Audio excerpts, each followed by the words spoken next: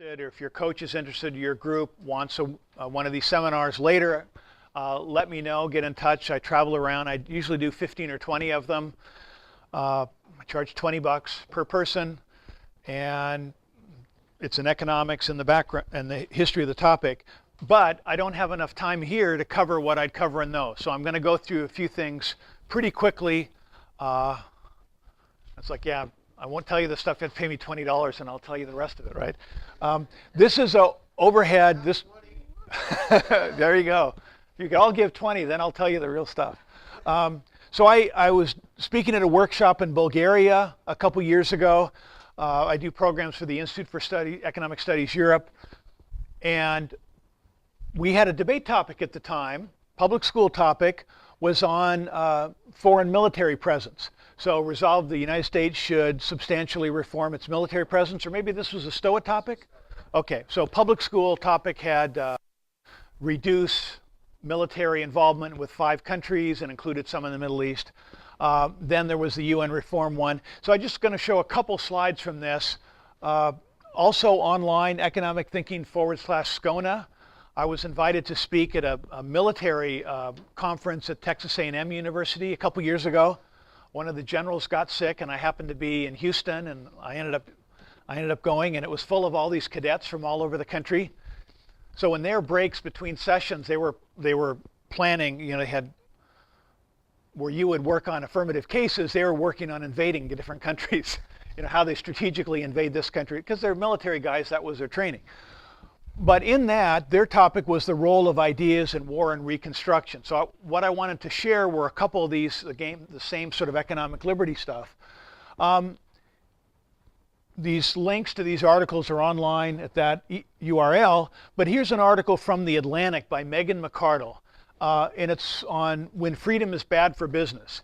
And this is an article about why it's almost impossible to start a business in Iraq.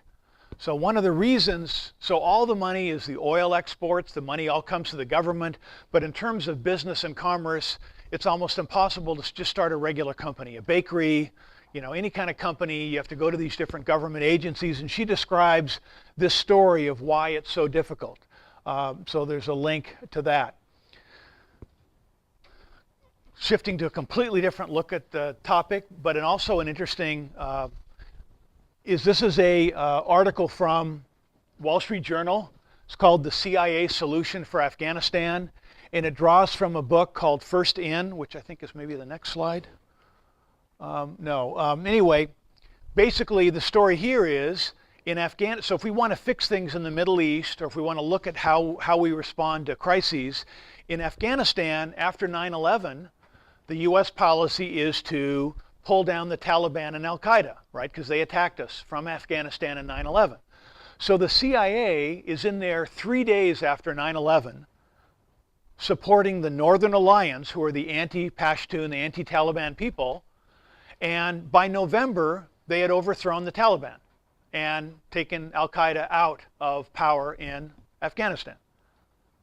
So this is an article by the former head of the CIA, very critical of US foreign policy and US nation building in Afghanistan, and saying, look, it's crazy to go in there and build roads and try and redo all this stuff. Instead, provide modest support to the enemies of terrorists, and they will overthrow the terrorists. So this isn't some left-wing college professor attacking the military. This is the head of the CIA attacking the military and saying, the CIA's solution to the problem when America's attacked, again, is to support the enemies of the attackers, and that's what they did. He tells the story in this book, First In, which is, you know, pretty neat in terms of, I mean, a nicely done novel. Now, I'm not advocating the CIA go in anywhere and support people that are mean to us or whatever, or bad people, or, you know, trying to overthrow people around the world. We've done that in areas like in Iran that didn't turn out well. But this is just a different way of looking at how to approach problems using modest support rather than whole-scale invasion and nation building. Yeah, so that's enough for that. So I just wanted to show those slides.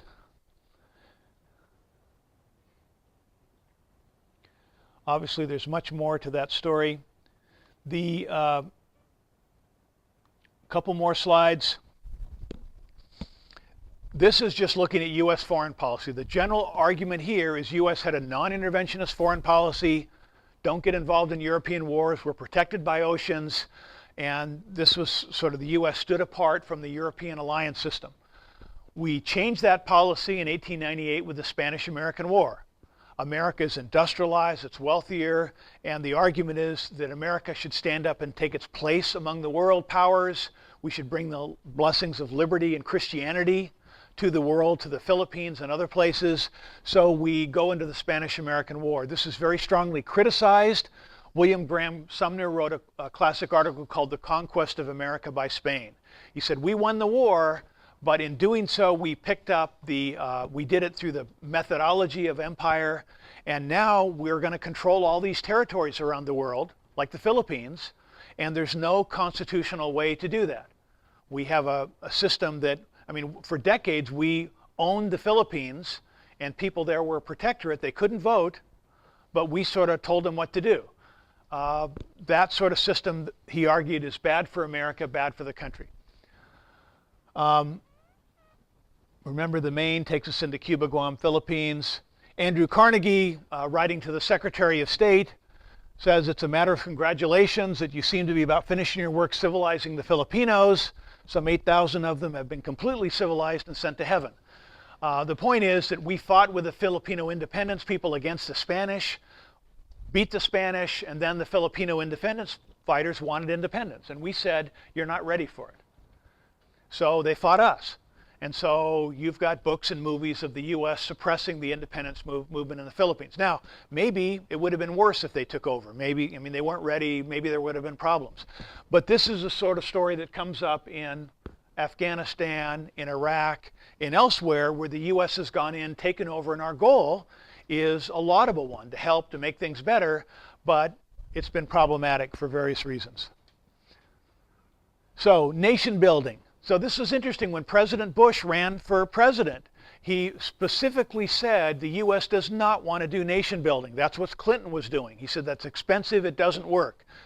However, 9/11 came, and then we're dealing with 9/11, which is stopping the Taliban and Al-Qaeda, and then in Iraq, and then we're involved in nation building. But his instincts were sort of right, according to critics, that nation building is not something that's easy to do. So we've had some failures in Cuba. We've occupied Cuba a bunch of times.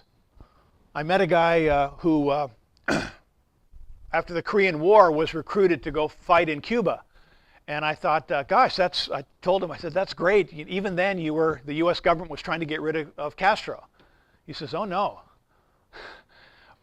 I was part of a project to try and put Castro in power. We were trying to get rid of Batista. Castro was, a pro-Western ally, good guys in New York with his wife. He was a hero. He's basically put into power by a public relations agency in New York that made him a hero week after week after week. Well, who's in charge in Iraq? Maliki, who turns out to be a disaster, and you can read that story. But the challenge is it's hard to figure out, and we put Maliki in power, the U.S. did, right? And you can read that story. Well, that's a problem.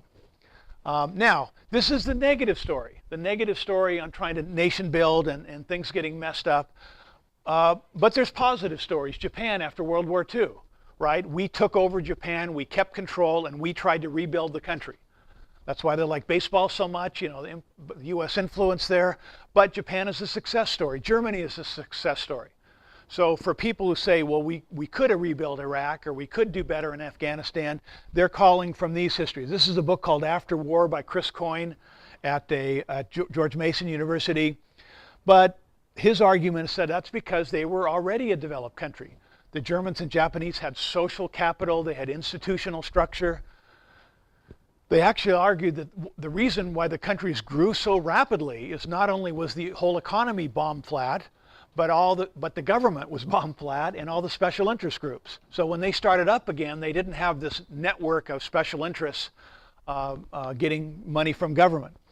So anyway, that's a little bit about that background, and I just wanted to mention those things. Okay, so that's that. Now,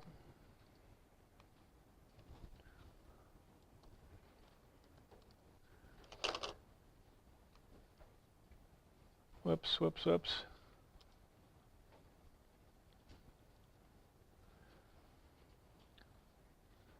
Well, I can't find it. Okay, so I'm going to close that. Back to our earlier stuff.